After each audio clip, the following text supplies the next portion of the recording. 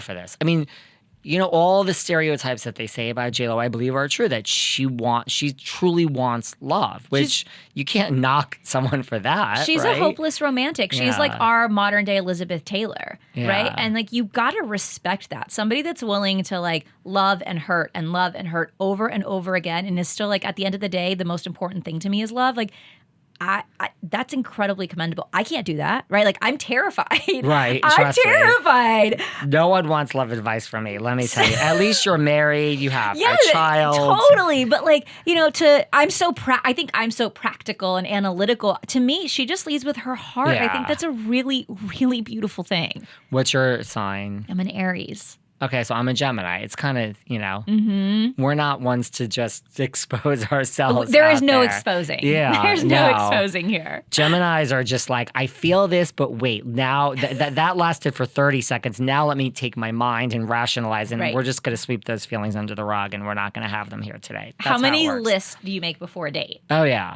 Oh, yeah. A first date. All of it, you know? We're like, okay, this doesn't look good on paper. Let's move along. No, but I'm like all for this. I'm really all for this. I'm happy that we're on the same page, because I would otherwise have to convince you, I think. Yeah, if you weren't. I think this has legs. I do. Even when they're like in the crowd with the paparazzi and you could see he's like protecting her. He's like a man. Right. He is. Like, and he understands all that. So it's like, it's just... I love really that you said that. Works. He gets it, right? Yeah. Like, he gets it, and I think he gets it on a different level. Paparazzi'd without her for years. I mean, he, you know, with all his whole downfall, and that was like heavily documented. He totally gets it. Whereas I feel like sometimes with A-Rod, I felt like he was smiling, and I'm like, she doesn't look that comfortable. Why are you so happy in this moment? Like, you know what I mean? Like, it looked like she was kind of like smiling for the cameras, but you could tell inside she's like, oh, this is too much. And A-Rod was like flashing his like grinny like fake teeth for the cameras, and I was like, I don't like this vibe. I'm not into this. Where I feel like Ben is kind of like, this is my woman, like, step back, give her some space, and like, if you don't, like, you're gonna have to deal with me. And like, you can hire all the security in the world, but like, nothing makes you feel more protected than like having somebody be your protector. Totally. You know, like, that's sexy. You hosted E's Pop of the Morning and E's Morning News. Did you like grow up? Were you always into pop culture? Yes. Really? Always. Okay. I think I've always been. Me too. I think what it was is I go back to kind of like growing up in my grandmother's house and with my mom, and, you know, Latinos, and I hate to use stereotypes, but sometimes they're true. We love chisme. We love gossip, whether it's about our neighbors, our cousins, or like celebrities that we watch on television. So it's kind of part of our culture. We talk a lot about other people. This sounds horrible, but it's true. We gossip a little bit, right? We're gossipy. We like sit with our closest and we're like, did you hear? Did you know? So I think I was born this way. And really? I've always loved entertainment. I've always been a fan of film and television, and, you know, like we call them artistas in Spanish. And so it was really natural for me to kind of fall in love. Like, I remember E! News in college. I remember looking up to like Juliana Rancic and thinking, oh my God, she has the best job in the world. Like, that's my dream job. And then fast forward, and I actually got that job. Like, it still blows my mind. And it was short-lived. No thanks to COVID. But, you know, it was one of the most incredible opportunities that I've ever had in my career.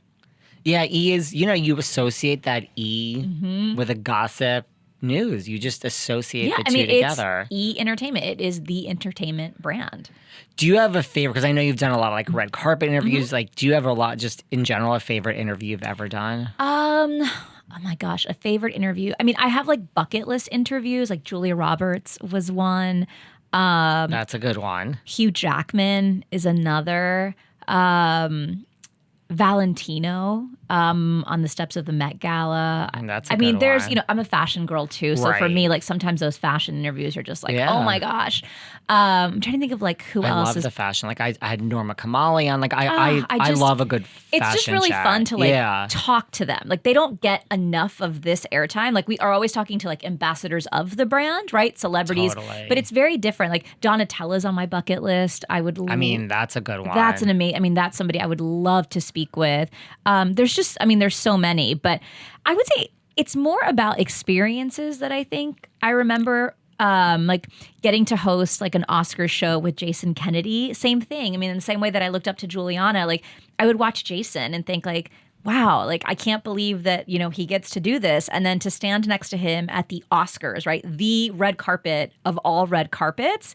And get to stand there in like a dress with your hair and makeup and be holding like the microphone. It felt otherworldly to me. It felt like out of body. And so that to me is just probably one of my favorite moments that I ever got to have during my time at E! News. Who else like would be on besides Donatella? Like, do you have any other ones on your bucket list? I mean, it always changes, right? Like I've had a list, and then you get certain people, and you're like, wow.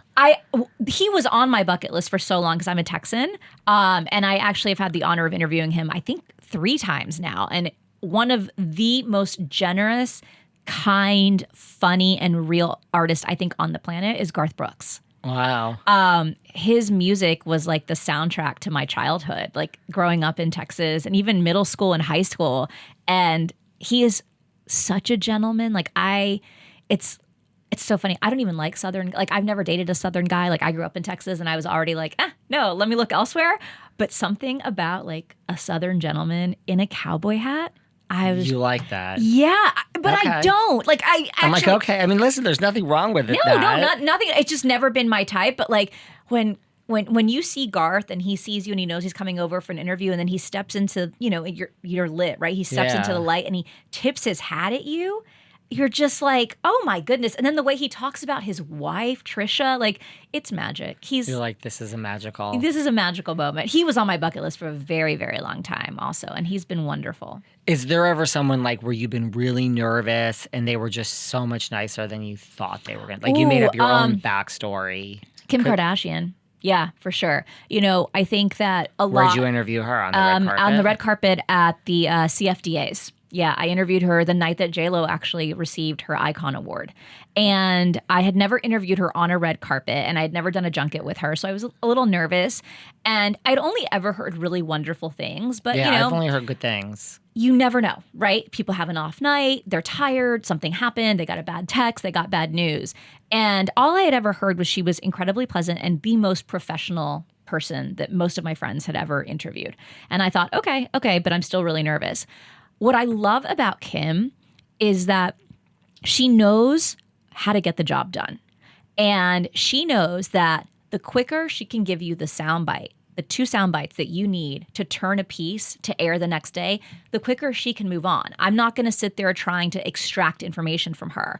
And she's so smart and she's so good at her job that she's again, steps into that light, microphone goes up, I ask her the question, and she doesn't just answer it to like placate me. She answers it with a soundbite that she knows that I can run in my show tomorrow.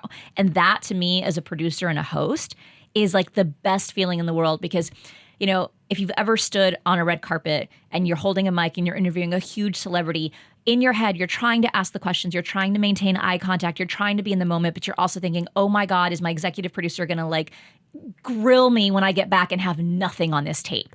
And you're anxious and you're trying to keep that away because your job is to get those moments, right? I remember I have an old EP who always just said that. He's like, make a moment. You got to make a moment. And not every celebrity is as generous as Kim Kardashian. Oftentimes they just want to go away. Like they're done. They don't want to do press. They're contractually committed to doing press. Their publicist made them do it. And you feel it in the interview and you get nothing. Yeah. I mean, well, I find, because look, I mean, my show gets a lot of press. So I am the executive producer. So I have learned over the many years the same exact thing. So there are certain people that I'll interview and it's like, you feel it here until you get it, 100%.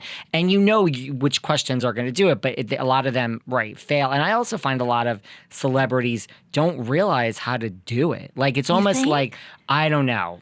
What do you think? It's either one or the other. It's either like, or they're, you're not, Kelly and Ryan, or they're like saving it. Yes. There's either that or they're just clueless. Because I've had a lot of people come on the show and then, the phone rings in 3 weeks and I'm like, honey, I mean, you've been in the business for 20 years. Why did you give this answer? I mean, that's not on me. So sometimes I'm like, are you